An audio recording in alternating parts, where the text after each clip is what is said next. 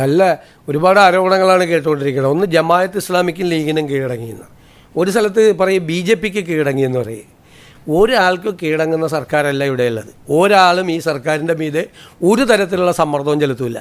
കേരളത്തിലെ ഒരു ജാതി മത സംഘടനകളോ ഒരു പ്രസ്ഥാനമോ ഈ സർക്കാരിൻ്റെ മീതെ ഒരു സമ്മർദ്ദവും ചെലുത്തില്ല. ഒരു സമ്മർദ്ദത്തിനും വഴങ്ങുന്ന സർക്കാരല്ല, ഒരു സമ്മർദ്ദത്തിനും വഴങ്ങുന്ന സർക്കാരല്ല ഇതെന്ന് നിങ്ങൾക്ക് എല്ലാവർക്കും നന്നായിട്ട് അറിയാമല്ലോ.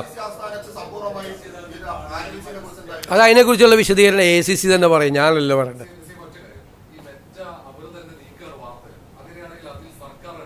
അല്ല, ഇടപെടാം. ഞാൻ പറഞ്ഞല്ലോ, നിങ്ങളടക്കം ഇപ്പം എനിക്കെതിരെ ഇട്ടിരിക്കുന്ന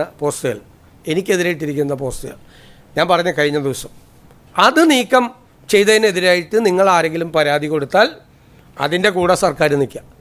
അങ്ങനെ ഏതെങ്കിലും സർക്കാർ പറഞ്ഞിട്ടുണ്ടോ?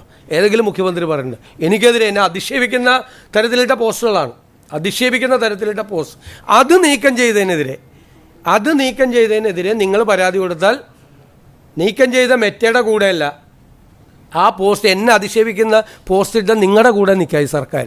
ഇങ്ങനെ ഈ കേരളത്തിൻ്റെ ചരിത്രത്തിൽ, ഈ രാജ്യത്തിൻ്റെ ചരിത്രത്തിൽ ഒരു സർക്കാരും ഇങ്ങനൊരു നിലപാടെടുത്തിട്ടില്ല. അതുകൂടി ഒന്ന് റിപ്പോർട്ട് ചെയ്താൽ നന്നായിരിക്കും.